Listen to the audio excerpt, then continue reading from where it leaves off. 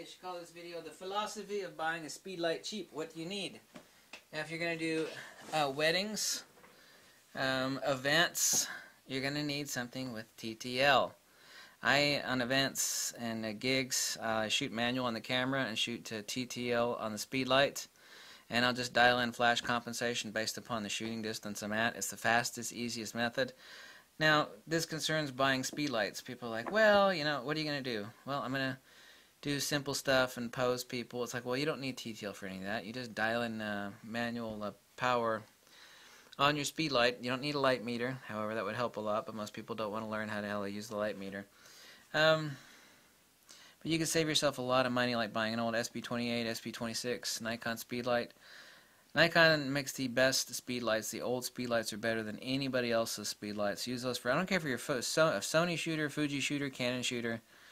For just shooting a regular, bare bones, manual or automatic. Automatic means there's a little sensor on the front that detects, except for this one.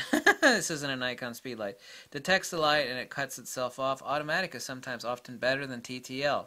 So like invest in an SP28, SP26, some of the old Nikon speedlight, SP24, SP25 Nikon speedlights. You know, 40, 50 bucks a pop. They basically last forever. Nothing lasts forever, especially things that have big capacitors in them like speedlights. Even Nikon ones, even though they're the best.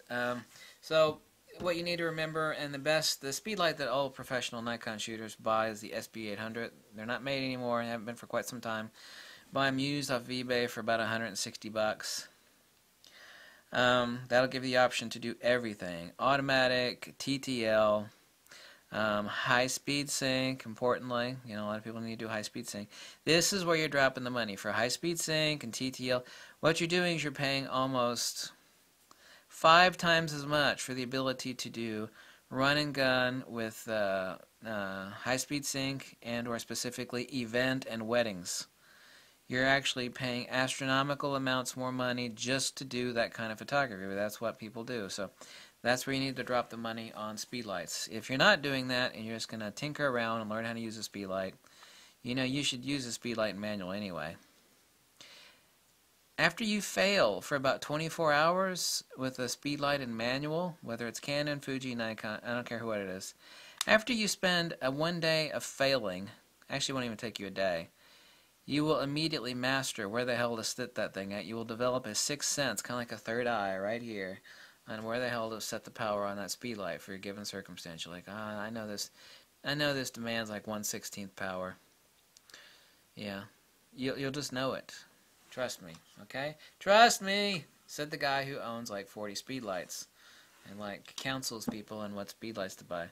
I promised a couple people I'd make this video. It's very, very simple. Really, you just got 2 categories. You need to know where you fit in as far as blowing the money. You know, some people like buy a TTL speedlight and all they're doing is tabletop macro or like posed portraiture indoors. You know, you don't need that. You know, you just spent $180, $200+ on something you could have got the exact same thing for for like $40, $50, $60. So it's the philosophy of buying speedlights. You will notice too, it's like, well, more professional gear should be more advanced. It's just the opposite. Stuff like this, like medium format and large format, it is, you know, like all strobes. I mean, there are a couple TTL strobes for douchebags. Call it puss photography. Puss. Meow. All these studio strobes. This is all manual power control.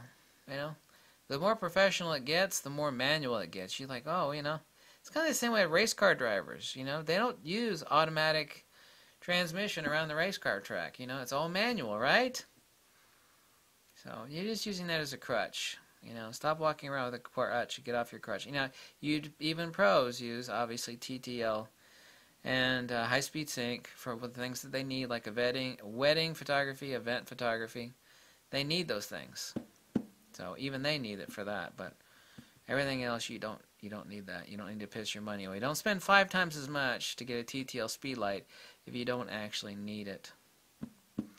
Okay, just think about that.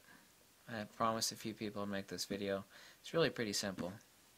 Thank you so much for watching. See, I'm totally tired and exhausted because I stay up all night answering emails and comments, so if anybody ever wants to drop a buck or two, that would be very, very nice, because I certainly use it. Could use it after saving up for like 1,000,000,000 years. I've been saving up for over half a year for this camera right here. You see this obnoxiously expensive camera? By the way, this is the first camera that made me like cry in 15 years. This camera make you cry. The images are like, oh my god, that good. Amazing. Amazing. The camera also too, I rate this the toughest camera since the Nikon D3 body wise. This camera is tough. Love it. Compared to a $56,000 Phase 1, I mean, this isn't really that much. Phase 1 is not that much better. I know that for a fact. Thank you so much for watching. Catch you later. I'm so totally exhausted. I just feel like I'm going to die. Bye.